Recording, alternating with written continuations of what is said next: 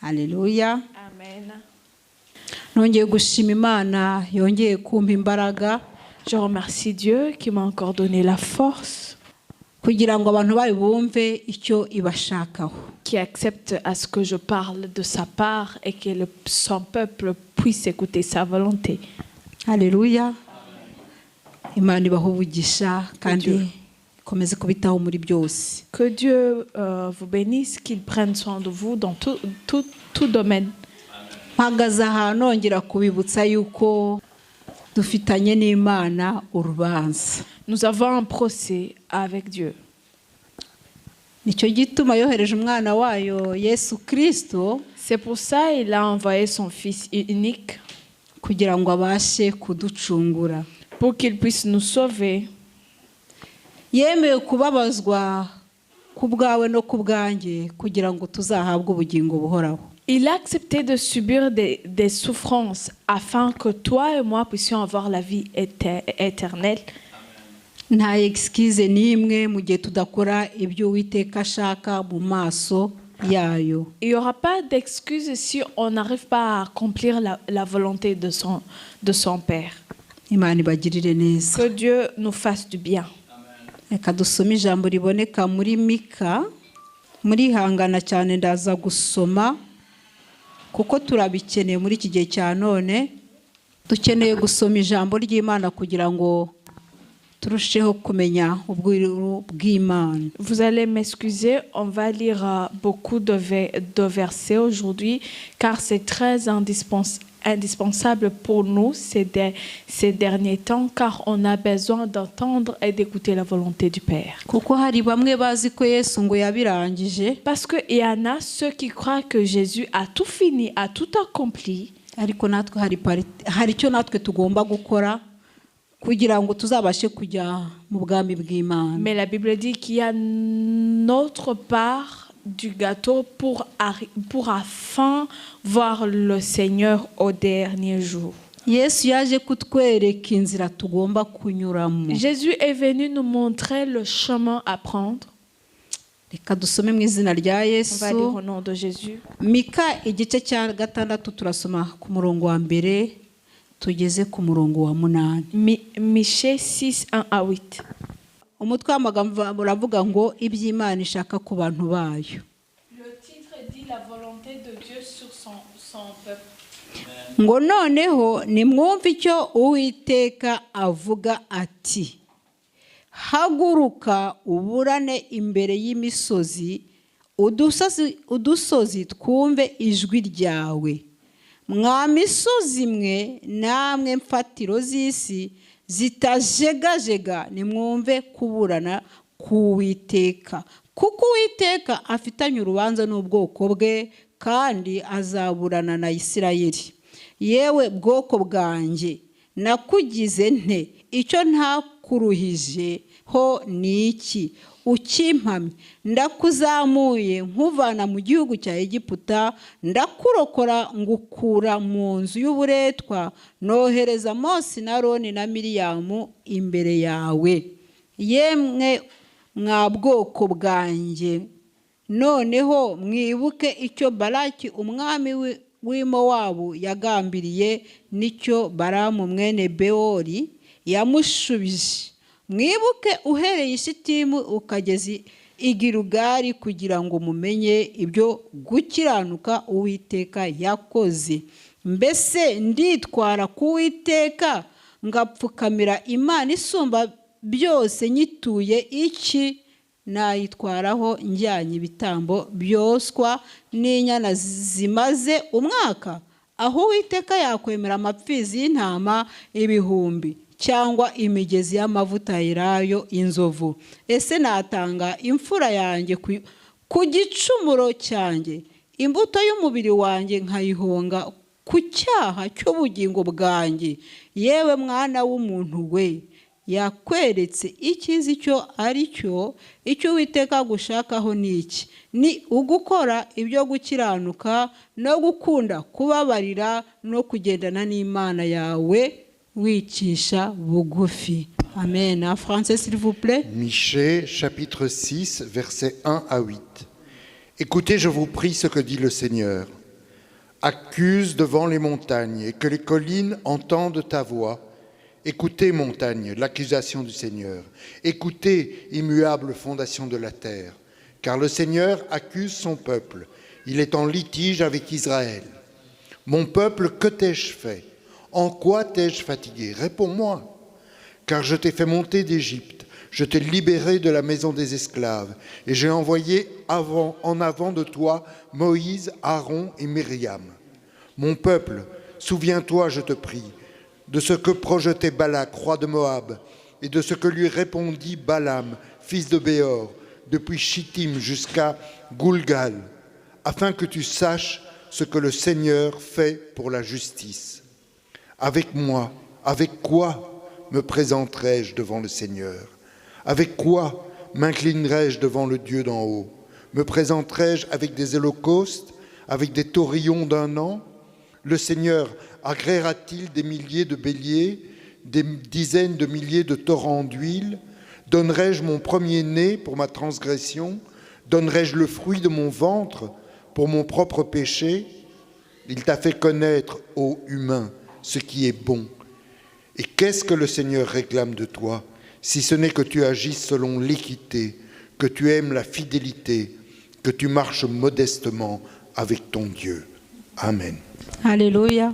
Ibyo bintu bitatu ni gukiranuka. Il y a 3 choses que Dieu nous demande de faire, c'est la justice, Kubabarira la miséricorde no kwicisha bugufi. et l'humilité. Alléluia. Amen. Hari abantu hano ku isi barangije kwicira urubanza. Il y a des gens ici qui ont fini de juger par rapport à leur sort. Ntago tuzacirwa. Hari abarangije kurucibwa bagihumeka uyu mwuka w'abazima. Il y en a qui ont déjà eu la fin de leur jugement, mais qui sont encore en vie. Ngo hari imfatiro. Haleluya. Parce Ngo qu'il y a des zitajegajega. Il y a des bases qui sont solides. Haleluya. Amen. Ziri kuducira urubanza. Qui sont en train de nous juger. Imana ntago ifitanye n'urubanza n'ukwezi. Dieu n'a pas un procès avec la lune. Ntago ifitanye urubanza n'izuba. N'a pas de procès avec le soleil. Ntago ifitanye urubanza n'inyanja. Non plus avec la mer. Ntago ifitanye n'urubanza n'imisozi. Encore moins avec les montagnes. Ngo ifitanye urubanza n'ubwoko bw'Abayisirayeli. Dieu a un procès avec le peuple d'Israël. Ngo ifitanye urubanza n'abantu bwayo yiremeye. Il a un procès avec le peuple qu'il a lui-même créé, lui-même fait. Alléluia. Amen. Nta kiguzi ngo na kimwe. Dieu n'a pas demandé de prix wayiha que toi tu peux lui donner. Ari iby'ubutunzi bwawe. Si c'est par rapport à tes richesses, Ari ibyavuye ngo mu maraso yawe. si c'est par rapport à ce que tu as eu de par ton propre sang, Ari ibyavuye mu myaka yawe. si c'est que tu as eu durant tout ton parcours, toute ta vie au fur des années, Ibyo ngibyo ntago ari byo bizaguhesha ubugingo. tout ça ne peut rien dans le domaine de la vie éternelle. Haleluya. Amen. Ngo Imana ikigushakaho nuko ugomba gukiranuka ukababarira ugaca bugufi. Ce que Dieu veut, c'est que tu sois juste, miséricordieux et plein d'humilité. Wavuga uti se abantu ko dutegereje umunsi w'urubanza. Tu peux dire, comme nous, on attend que le jour de la fin du monde arrive, le jour du jugement. Haleluya. Amen. Hari abantu turaza kubona ko hari abantu barangije kwicura urubanza. N'umwami n'igihe cy'urubanza kitari cyakagera. Nous allons voir qu'il y a des gens qui se sont eux-mêmes jugés bien avant le jour du jugement. Ese wavuga ngo gukiranuka, iyo wumva gukiranuka ubyumva uti? Comment est-ce que tu entends par la justice la sanctification? Gukiranuka ni ukugendera mu kuri. La sanctification, c'est marcher dans la vérité. Ni gukurikiza iby'ijambo ry'Imana ritubwira. C'est mettre en pratique ce que la Bible nous dit de mettre en pratique. Haleluya. Hari abagabo bamaramaje mu gukiranuka. Il y a des hommes qui se sont déterminés dans la sanctification. Reka turebe muri Daniel igice cya 3. Daniel 3. Umurongo wa 15 kugeza ku murongo wa 18. Ntago ari kure yaho twari turi. Daniel 3 de 13 à 18. Ni amagambo musanzwe muzi, musanzwe musoma, nzi neza ko hari igihe ajya batera imbaraga. Haleluya. Ce sont des paroles qu'on lit souvent et que je sais très bien qui nous exhortent. Dusome mu izina rya Yesu. Nuko noneho nimwumva amajwi y'amahembe n'imyironge n'inanga n'isambuka n'amabubura n'amakondera n'ibintu by'ubwoko bwose bivuga mukemera kubarara hasi mukaramya igishushanyo nakoze ni byiza, ariko nimutakiramya ako kanya murajugunywa mu itanura ry'umuriro ugurumana.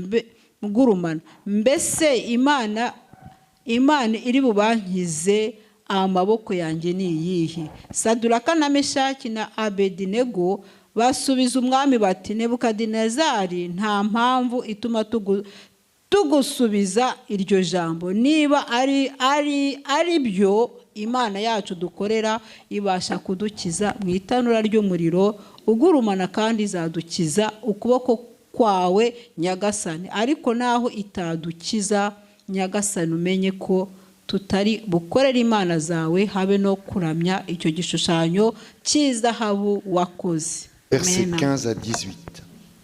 Maintenant, tenez-vous prêts au moment où vous entendrez le son du cor, de la flûte, de la cithare, de la sambuc, du psalterion, de la cornemuse et de toutes sortes d'instruments. Vous vous prosternerez pour adorer la statue que j'ai faite. Si vous ne l'adorez pas, vous serez jetés à l'instant même dans une fournaise ardente. Et quel est le Dieu qui vous délivrera de ma main? Shadrach, Meshach et Abednego répliquèrent au roi Nabuchodonosor, « Nous n'avons pas besoin de te répondre là-dessus. Si notre Dieu que nous servons peut nous délivrer, il nous délivrera de la fournaise ardente et de ta main, ô roi. Amen. » Amen. Aba bagabo uko ari batatu baramaramaje mu gukiranuka. Ces trois hommes ont eu une détermination exceptionnelle par rapport à la sanctification. Kuko bari bazi yuko Car hari ibihembo bibategereje. qu'il y aura une récompense après ça. Haleluya. Amen. Uru ni urugero. Hari n'izindi muri iki gitabo batubwira ko hari abagabo bamaramaje mu gukiranuka. Turareba nk'umugabo witwa Stefano. C'est juste un exemple. Nous avons beaucoup d'hommes qui ont eu aussi la détermination dans ce domaine, comme yemeye gupfa kugira ngo azahabwe ubugingo buhoraho. Qui est mort pour avoir la vie éternelle.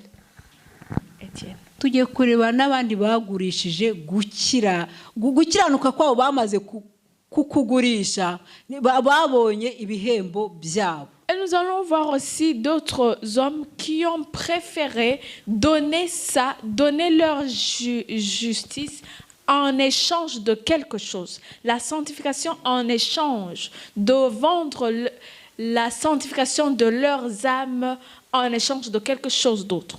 Mwibuke cyagiye babasirikari bari barenze imva ya Yesu. Rappelez-vous des gardiens qui assuraient la sécurité du tombeau de Jésus. bagiye kubwira ababa kure yuko Yesu yazutse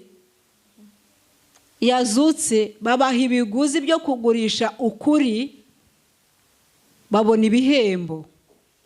Ils ont vu et assisté et regarder et voir que Jésus est bel et bien ressuscité. Mais quand ils sont partis dire aux grands sacrificateurs ce qui s'est passé, les grands sacrificateurs leur ont donné des prix, des choses pour qu'ils puissent dire que la situation s'est passée autrement.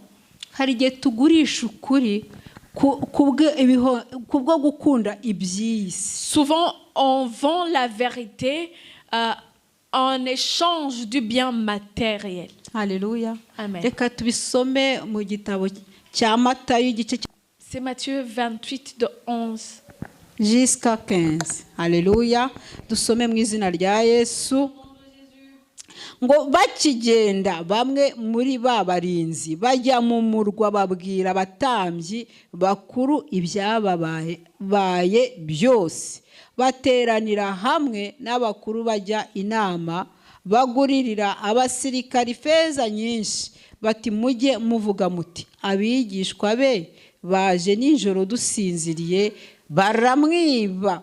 Umutegeka naramuka abyumvise tuzamwemeza namwe tuzabakiza amakuba. Nuko bahera ko bijyanira ifeza babigenza uko bohejwe. Iryo jambo ryamamara mu Bayuda na bugingo n'ubu.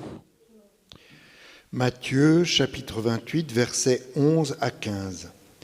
Pendant qu'elles étaient en chemin, quelques hommes de la garde entrèrent dans la ville et racontèrent aux grands prêtres tout ce qui était arrivé. Ceux-ci, après s'être rassemblés avec les anciens et avoir tenu conseil, donnèrent aux soldats une forte somme d'argent en leur ordonnant « Dites, ces disciples sont venus de nuit le dérober pendant que nous étions endormis. Et si le gouverneur l'apprend, nous userons de persuasion envers lui et nous ferons en sorte que vous ne soyez pas inquiétés. » Ils prirent l'argent et agirent selon les instructions qui leur avaient été données.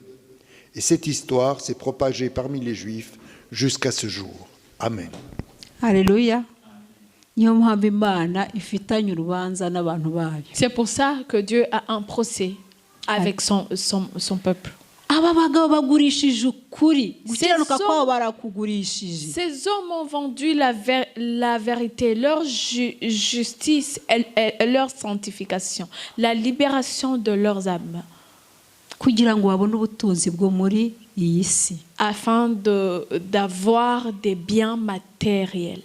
Niyo mpamvu nabwiye ko hari abantu barangije kwicira urubanza badategereje igihe Yesu azazira. C'est pour ça que je vous dis qu'il y a des gens qui se sont eux-mêmes rendus le jugement même avant que Jésus revienne. Alléluia. Amen. Ijambo ryatubwiye ko Imana ikidushakaho ari ukukiranuka no kubabarira no guca bugufi. La Bible nous dit que ce que Dieu veut que nous fassions, que nous ayons, c'est la miséricorde, la justice et l'humilité. Alléluia. Amen. Imana itugirire neza. Que Dieu nous fasse Izo ni bien. ingero mbahaye z'abantu bagurishije bavuye mu kuri. Ce sont des exemples que je viens de vous donner des gens qui se sont détournés de la vérité, Barangije gucira biciriye urubanza. qui se sont eux-mêmes jugés bien avant le jugement. Kandi ijambo ritubwira ko tugomba gukiranuka kugeza umwami wacu aje gutwara abe. Alors que la Bible nous dit, nous incite, nous encourage à rester juste jusqu'au jour du Seigneur. Alléluia. Amen. Tujye ku rindi jambo rivuga ngo kubabarira bene data. On va apprendre un peu par rapport à la miséricorde, au pardon. Le pardon. Wisuzume nanjye nisuzume muri ibi bintu bitatu. Hari igihe nawe ushobora kuba warangije kwicira urubanza wenda utanabizi. C'est à toi de vérifier tes voies et tes façons de faire. Peut-être que tu t'es toi-même jugé avant le jugement sur ces 3 points que nous venons d'apprendre. Alléluia. Reka dusome ijambo riboneka muri Luka. En Luc, Niyo mpamvu tugomba kumenya ukuri kandi ukuri niko kuzatubatura. Alléluia. on doit apprendre la vérité et c'est la vérité qui va nous libérer. Inshuti z'umusaraba, kubabarira maze gusobanukirwa ko bijyana n'ibikorwa kandi bigaragarira amaso. Mes frères, j'aimerais vous dire que le pardon, ça s'accompagne par des actions et ça se voit à l'œil nu. Hari imirimo igomba kugaragara mu gihe wababariye umuntu. Il y a des œuvres qui doivent devenir opérationnelles, mais automatiquement, et qui prouvent que vous avez pardonné à quelqu'un.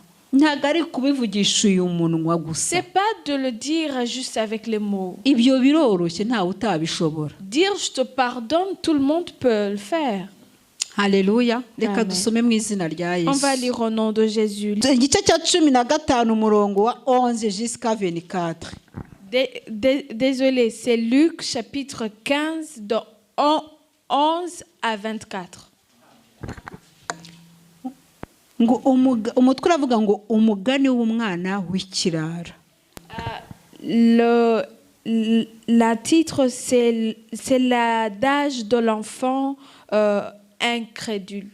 Ngo kandi arababwira ati hariho umuntu wari ufite abahungu babiri. Umuhererezi abwira se ati data mpa umugabane w'ibintu unkwiriye. Nuko agabanya amatungo ye. Iminsi mike ishize umuhererezi ateranya ibintu bye byose aragenda ajya mu gihugu cya kure yayisha ibintu bye ubugoryi bwe. Abimaze byose inzara nyinshi itera muri icyo gihugu atangira gukena. Aragenda ahakwa ku muntu wo muri icyo gihugu amwohereza mu gikingi cye kuragira ingurube. Yifuza guhazwa n'ibyo izo ngurube zaryaga, ariko ntihagira ubimuha.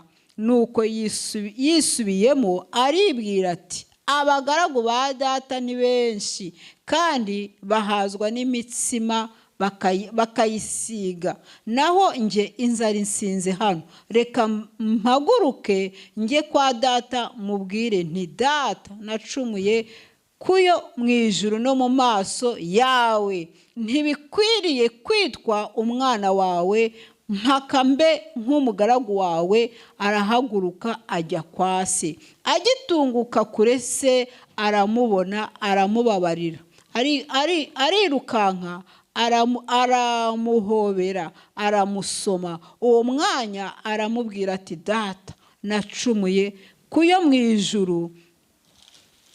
ijuru no mu maso yawe, ntibikwiriye kwitwa umwana wawe. Ariko se abwira abagaragu be ati mwihute muzane vuba umwenda uruta iyindi, mumwambike n'impeta ku rutoki n'inkweto mu birenge, muzane n'ikimasa kibyibushye mu kibage, turye twishime, kuko uyu mwana wanjye yari yarapfuye none akaba azutse, yari yarazimiye none dore arabonetse. Nuko batangira kwishima. Amen. Luc chapitre 15 versets 11 à 24.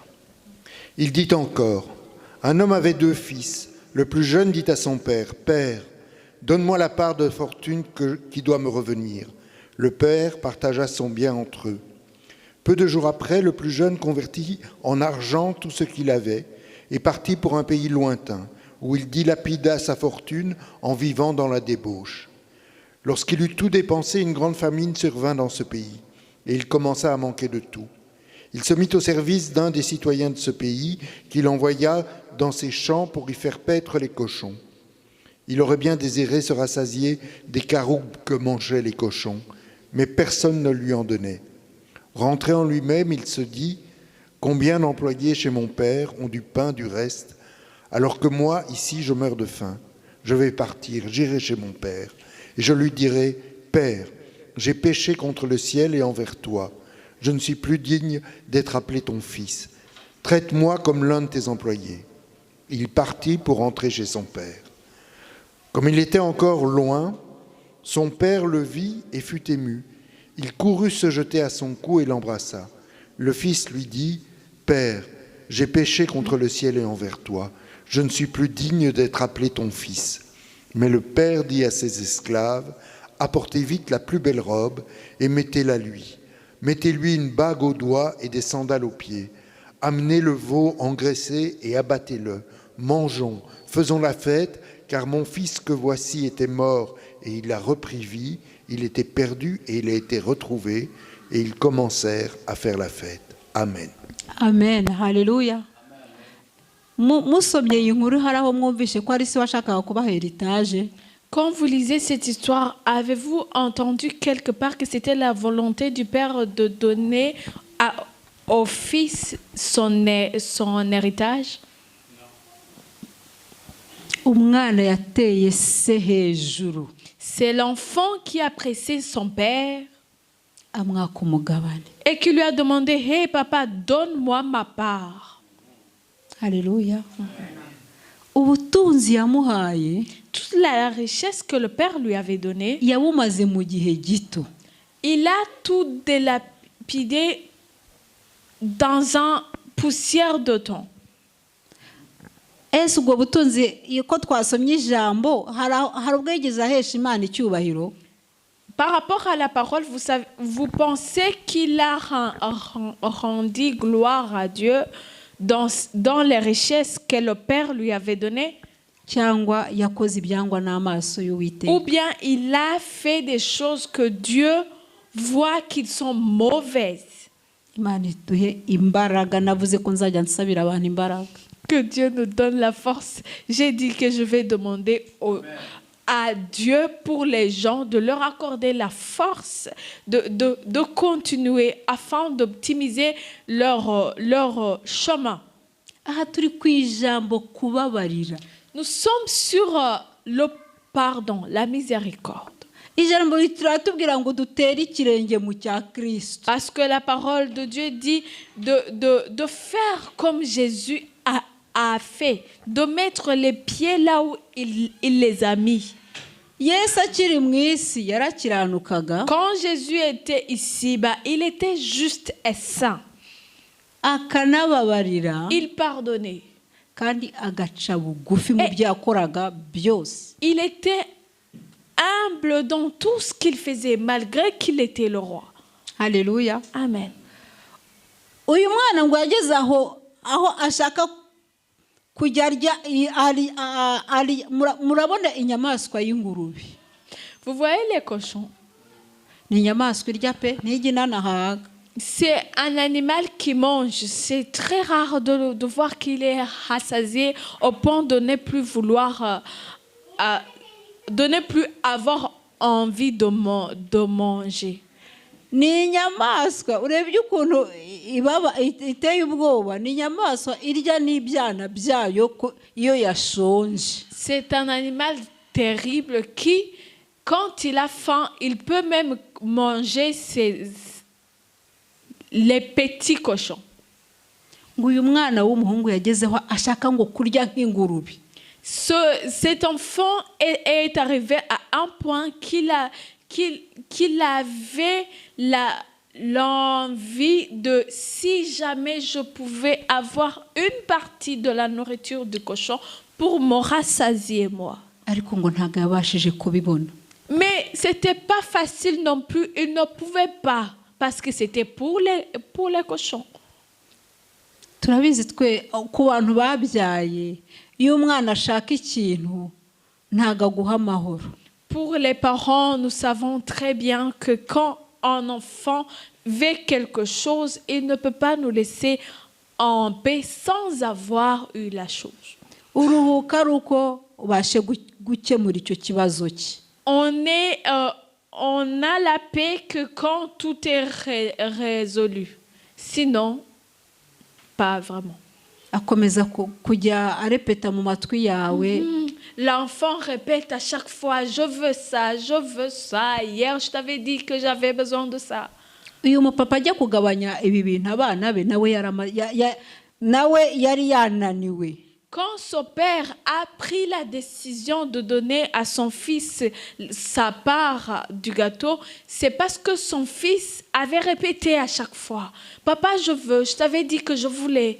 Nzi ko umubyeyi n'ufata decision yo kugira ngo agabanya abana be ubutunzi. C'est aux parents de prendre la décision que c'est bien le moment de donner à chacun son héritage. Imana idufashe kandi tugirire neza. Que Dieu nous aide et qu'il nous fasse du bien. Turi ku ijambo kubabarira. Nous sommes sur le thème du pardon. Ahangaha ngo umwana yarahindukiye abonye ko isi itamukunze agaruka ngo kwasi. Cet enfant s'est repenti dans son cœur. Après avoir réalisé que les choses ne sont pas aussi faciles que ça paraissait, il est revenu chez son père. Ariko se ntigeze ngo amurebana ijisho ribi. Mais son père ne lui avait jamais regardé méchamment. We yaramubonye ngo aranezerwa. Il a vu son fils et il était dans une joie immense de revoir le fruit de ses entrailles revenir. Agaciro yari yaratswe isarongera arakamusubiza. Son père lui a redonné la valeur qu'il s'est lui-même enlevé. Alléluia. Amen. Kandi abikora mu maso y'abantu. Et le père a fait ça devant des publics, devant tout le monde. Alléluia. Amen. Nababwiye ko kubabarira bijyanwa n'ibikorwa. Je vous avais bien dit que le pardon, c'est pas dire je te pardonne, c'est de faire des actions qui prouvent qu'on a pardonné. Icyubahiro yari yaraswe ava mu rugo yaragarutse serongera arakimusubiza. La gloire qu'il avait quand il était encore le fils, avant de se rébeller, son père lui a donné encore cette gloire, cet respect, cette valeur, même après l'incident. Alléluia. Amen. Arangije ngo amukoreshereza umunsi mukuru. Et après, son père a fait faire une fête à cette occasion. Ese twebwe tubabarira ku munwa cyangwa tubabarira ku munwa bikagira no ku mutima? Quand nous pardonnons, c'est par la bouche ou bien c'est par la bouche avec des actions? Tugomba kumenya ukuri kuko niko kuzatubatura. On doit savoir la vérité car c'est elle qui va nous libérer. Alléluia. Niyo mpamvu Imana yatubwiye ngo dufitanye urubanza nayo. C'est pour ça que Dieu nous a dit que nous avons un procès avec lui. Alléluia. Tugomba gukiranuka mu gihe tucyambaye umubiri kugeza igihe tuzawukurirwamo. Nous devons vivre la sanctification à chaque moment, maintenant que nous sommes encore des êtres humains, même après l'au-delà, pour enfin voir le Père qui est saint. Mais le but, c'est la sainteté. Tukababarira, pardonner, mu gihe tucyambaye uyu mubiri, étant vivant, tugacana bugufi mu gihe tucyambaye uyu mubiri. L'humilité est quand on est encore vivant. Niba dushaka ubugingo buhoraho. Si nous avons besoin de voir le Père à ce jour-là. Alléluia. Maze gusobanura igice cyo gukiranuka no kubabarira, reka tujye noneho mu guca bugufi. J'ai parlé sur la miséricorde et le pardon. Maintenant, c'est l'humilité. Alléluia. Amen. Reka dusome Luka igice cya 10 umurongo turasoma 30 gusa icya 10 17 jusqu'à 20. Luc 10 17 20. nuko abo 70 bagaruka bishima bati databuja abadayimoni nabo baratwumvira mu izina ryawe. Arababwira ati nabonye Satani avuye mu ijuru agwa asa n'umurabyo. Dore mbahaye ubutware bwo kujya mukandagira inzoka na sikorupiyo n'imbaraga z'umwami zose, kandi nta kintu kizagira icyo kibatwara rwose. Ariko ntimwishimire yuko abadayimoni babumvira, ahubwo mwishimire yuko amazina yanyu yanditswe mu ijuru. Luc chapitre 10 versets 17 à 20. Les 72 revinrent avec joie et dirent: Seigneur, même les démons nous sont soumis par ton nom. Il leur dit: Je voyais le Satan tomber du ciel comme un éclair. Je vous ai donné l'autorité pour marcher sur les serpents et les scorpions et sur toute la puissance de l'ennemi, et rien ne pourra vous faire de mal. Cependant, ne vous réjouissez pas de ce que les esprits vous sont soumis, mais réjouissez-vous de ce que vos noms sont inscrits dans les cieux. Amen. Alléluia. Amen. Aho mugeze musoma ijambo ry'Imana ari abadukurikiye namwe muri hano, ese hari ahantu mwabonye Yesu yakoze ibitangaza akishyira hejuru? Depuis que vous avez commencé à lire la Bible, vous qui sont ici et ceux qui nous suivent et qui vont nous suivre, avez-vous à un moment donné lu que Jésus s'est glorifié lui-même après avoir opéré des miracles?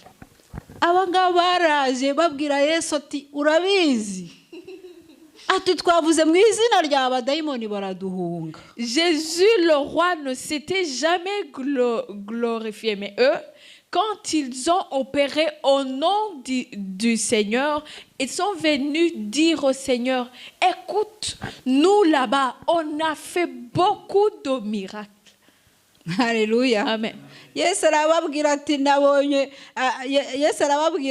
nabonye Satani avuye mu ijuru agwa asa n'umurabyo.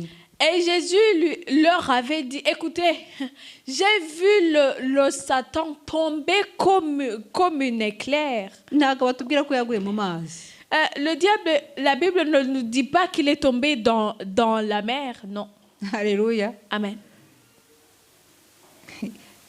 Yaje ku isi. Il est venu sur cette terre comme Alléluia. un éclair.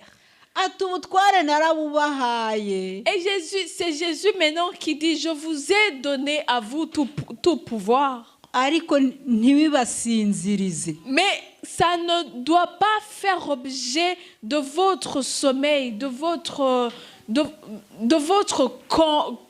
confort. Alléluia. Kuko Yesu yarazi yuko urugamba rugikomeje imbere yabo. Jésus leur a dit: je vous ai donné tout pour pouvoir, mais ça ne doit pas vous mettre dans votre zone de confort. Yagira ngo bicishe bugufe kuko Yesu yagira ngo abereke ko n'abandi bose bazamwizera icyo bazasaba mu izina rye kizakoreka.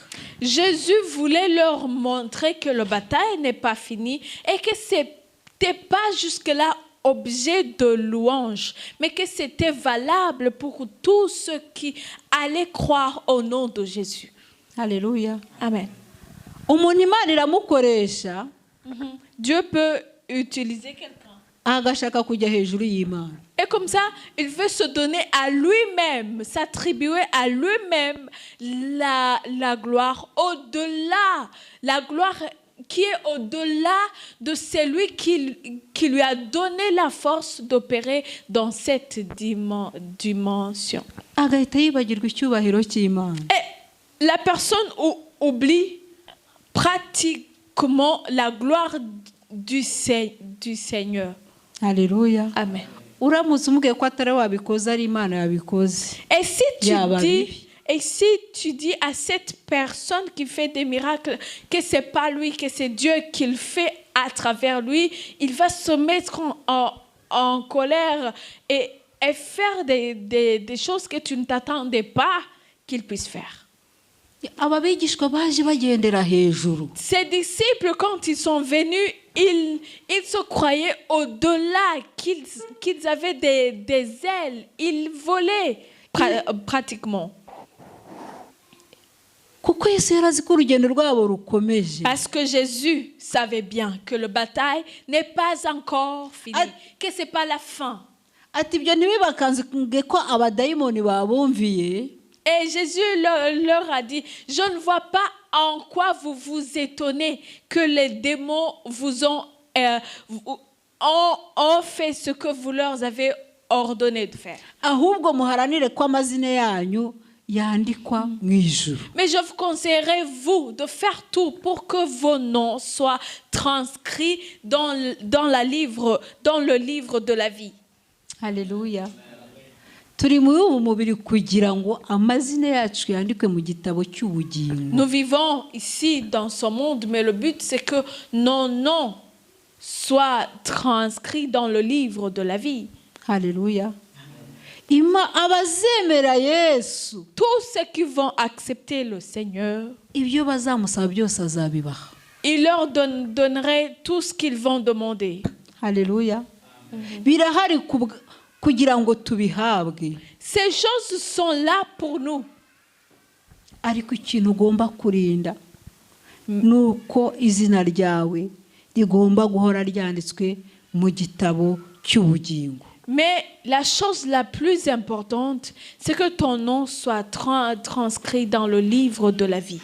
Yesu ntiyari yitaye ko bakoze ibitangaza. Jésus n'en avait presque rien à faire avec le fait qu'ils avaient fait des miracles. Ahubwo we yabonaga ko urugendo rwabo rukomeje kandi rukomeye. Jésus, lui, voyait encore que leur chemin, leur travail, leur mission s'avère longue et difficile. Kandi ko Satani ashobora kuzabatega umutego y'ibyo bitangaza baba bakoze. Et que le diable pouvait bien leur tendre des pièges sur les miracles qu'ils opéraient, parce qu'ils se croyaient déjà là, au-delà de toutes choses. Alléluia. Amen. Yagira ngo bakomeze babe maso. Lui, il voulait qu'ils soient encore vaillants. Twongeye dusome muri Luka igice cya 18. Luc 18. Tugiye kugera ku iherezo mwihangane nabasomesheje. On va presque finir, on va finir par là, soyez patients. Igice cya 18 turahera ku murongo wa 9 tugeze ku murongo wa 14. Luc 18, 9, 14. Tugeze kuri la troisième partie ivuga ngo kwicisha bugufi. Troisième partie de l'humilité. Dusome mu izina rya On va lire Yesu. au nom de Jésus. Umutwe uravuga ngo umugani w'umufarisayo n'umukoresha w'ikoro. Ngo uyu mugani yawuciriye abayiringiye ubwabo ko bakiranuka bagahinyura abandi bose. Haleluya. Ati abantu babiri bazamutse bajya mu rusengero gusenga, ngo umwe yari umufarisayo undi ari umukoresha w'ikoro. Umufarisayo arahagarara asengera mu mutima we ati, Mana, ndagushimiye yuko ntameze nk'abandi b'abanyazi n'abakiranirwa n'abasambanyi cyangwa ndetse n'uyu mukoresha w'ikoro. Mu minsi 7 hose niyiriza ubusa 2 ntanga 1/10 mu byo nungutse byose. Naho uwo mukoresha w'ikoro ahagarara kure, ntihahagarara no kubura amaso ngo arebe mu ijuru, ahubwo yikubita mu gituza ati, Mana, mbabarira kuko ndi umunyabyaha. Ndababwira yuko uwo muntu yamanutse ajya iwe, ari we utsindishirizwe kuruta wa wundi, kuko uwishyira hejuru azacishwa bugufi, ariko uwicisha bugufi azashyirwa hejuru. Amen. Luc chapitre 18, versets 9 à 14. Pour certains qui étaient persuadés d'être justes et qui méprisaient les autres, il dit encore cette parabole. 2 hommes montèrent au temple pour prier. L'un était pharisien et l'autre collecteur de taxes. Le pharisien, debout, priait ainsi en lui-même. « Ô Dieu, je te rends grâce de ce que je ne suis pas comme le reste des hommes qui sont rapaces, injustes, adultères, ou encore comme ce collecteur de taxes. Je jeûne 2 fois par semaine. Je donne la dîme de tous mes revenus. » Le collecteur de taxes, lui, se tenait à distance. Il n'osait même pas lever les yeux au ciel. Mais il se frappait la poitrine en disant « Ô Dieu, prends en pitié le pécheur que je suis. » Eh bien, je vous le dis, c'est celui-ci qui redescendit chez lui justifié, plutôt que celui-là. Car quiconque s'élève sera abaissé, mais celui qui s'abaisse sera élevé. Amen. Amen, amen. Imana ishyirwe hejuru niyo ikwiriye icyubahiro. Haleluya. C'est à Dieu la gloire. Niyo ikwiye gushyirwa hejuru. C'est à lui l'exaltation. Nshuti z'umusaraba. Mes frères dans la foi, muntu uri muri uru rugendo, toi qui as accepté Jésus comme Seigneur et Sauveur, urasabwa guca bugufi. je te demande d'apprendre à t'humilier, l'humilité. Haleluya. Amen. Hari abantu bazi yuko ijuru ari iryabo.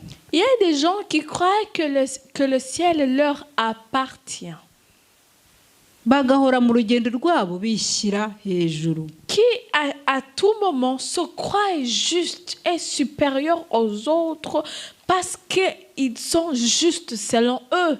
Haleluya. Niyo mpamvu Yesu yahise acecekesha bariya yari yatumye 70. C'est pourquoi Jésus a fait très attention et qu'il a fait tout pour rabaisser l'ego de ses disciples après avoir opéré des miracles. Kuko yarazi ko hari abandi bazaza nyuma yabo kandi bazakora imirimo iruta iyo bo barimo no gukora. Parce qu'il savait qu'il y aura des autres qui vont venir après et qui vont faire des miracles encore plus puissantes que celles que les disciples viennent de faire. Haleluya. Imana itugirire neza kandi dufashe. Que Dieu nous fasse du bien et qu'il nous aide. Umwuka wera akomeze kuduhishurira Que le Saint-Esprit nous révèle iby'uru rugendo. les thèmes les plus importants de ce voyage. Kuko hari abazi ko baruhagazemo neza. Parce qu'il y en a ceux qui croient qu'ils se portent bien. Bakabona ko abandi batari mu rugendo nabo neza. Et qu'ils prennent les autres pour des impurs, des injustes. Ariko Imana tubwiye ngo duce bugufi. Mais Dieu vient de nous dire que nous devons être des personnes très humbles. Uzadushyira hejuru n'umwe gusa. C'est lui qui va nous élever. Haleluya. Amen. Ubwo azaza gutwara abe. Quand il va venir prendre son peuple, c'est lui qui va nous élever. Ça ne sert à rien de s'élever maintenant, parce que c'est lui qui va nous élever. Ngo Imana ifitanye urubanza n'abantu bayo. Dieu a un procès avec son peuple. Haleluya. Amen. Muzi yuko izuba riducira urubanza. Savez-vous que le soleil peut nous juger? Muzi ko n'ukwezi ngo yashyizeho ngo ibihagarara bitajegajega. Ni ibiki bitajegajega Imana yashyize? La Bible dit qu'il a mis en place des matières qui sont fixes. Urabikora nijoro ukagira ngo Imana ntiyakubonye. Tu peux faire des choses pas trop bien et tu crois que Dieu ne t'a pas vu. Urabikorera mu mazi ukibwira ngo Imana ntiyakubonye. Tu fais ces choses, ces péchés dans la mer et tu penses que Dieu ne t'a pas vu parce que tu es fin fond de la mer. Muzajye kubaza umugabo witwa Yona. Mais allez demander à Jonas ce qui se passe dans la mer. Haleluya. Amen. Imana ishaka ku muntu wayo yiremeye. C'est ce que Dieu veut pour ses propres créatures. No gukiranuka. C'est la sanctification, la justice, la miséricorde, le pardon, no guca bugufi. Surtout l'humilité. Reka turangirize mu Migani. On va finir par Proverbe. Migani turahasoma umurongo umwe. Proverbe, un seul verset là-bas. igice cya 16 ku murongo wa 20. Proverbe 16:20. Uwitondera ijambo azabona ibyiza, Alléluia. kandi uwisunga Uwiteka aba ahiriwe. Amen. Alléluia. Proverbe 16, verset 20. Celui qui a le sens des choses trouve le bonheur. Celui qui met sa confiance dans le Seigneur, heureux est-il. Amen. Haleluya. Ngo uwitondera ijambo azabona ibyiza, kandi uwisunga Uwiteka aba ahiriwe. Imana ibagirire neza kandi ibakomeze muri urugendo. Que Dieu vous fasse du bien, qu'il vous donne la force de continuer ce voyage. Mukomeze kuyoborwa n'ijambo ryayo. Que vous soyez de plus en plus conduits par sa parole. Dufite ingororano bene data. Nous aurons des récompenses.